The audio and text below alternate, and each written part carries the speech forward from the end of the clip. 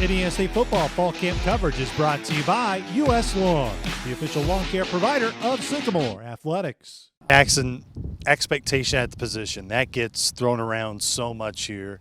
When you think of guys in the past like Waz, who, forget the exact number, just was Mr. Consistency always starting. How much has that expectation has been something you've been trying to work towards and now be that guy really at that center spot?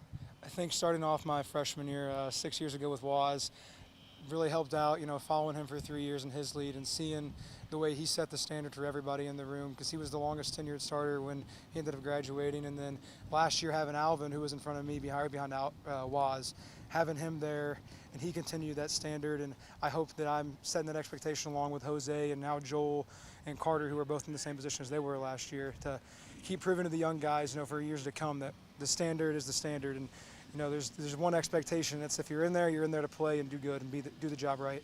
What's the mentality going to be for you guys September 1? How are you guys going to be described when you play, and how you guys look as an offensive line unit?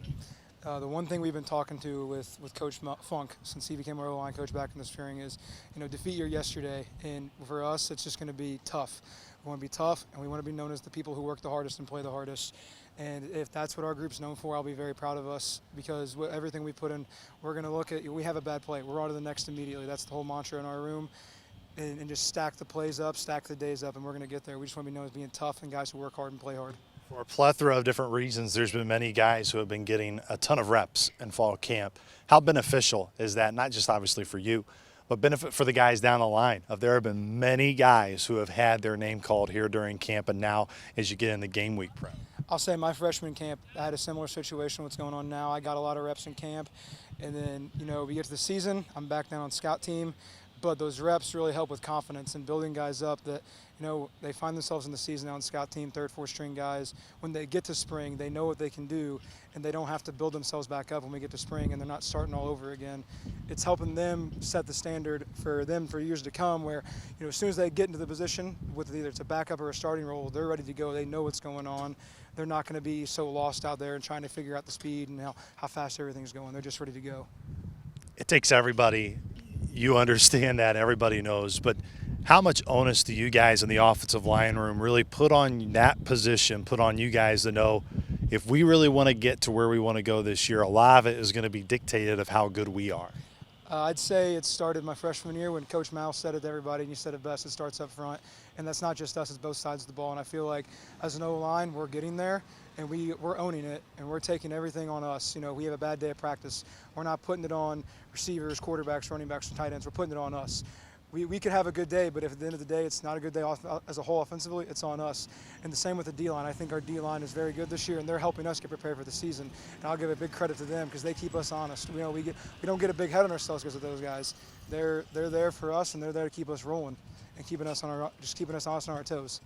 I know you got to take it week by week, but as you mentioned, Jackson, you've been here a long time. You've been through 0-11. You've been through almost making the playoffs. You've been here where there's been high expectations in the preseason, maybe not reached that, and you've been here where there's been low expectations and you guys have surpassed it.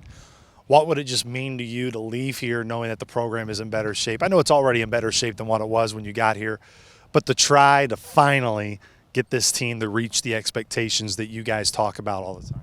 I think it would mean more than a lot to me, of everything I've been through, all the hard winter workouts, the spring workouts, spring ball, the 0-11 year really always sticks in the back of my mind. I think about that, and I'm like, we have a bad practice or we're in a bad slump in a period. I think about that, and I'm like, well, I don't want to go through that again. And I try to build guys up and like, hey, next play, just so we don't fall back onto that and we don't fall back onto what's happened in the past. I feel like so far throughout this camp, we've really pushed our team has pushed ourselves to become a next play mentality and not let the past affect us.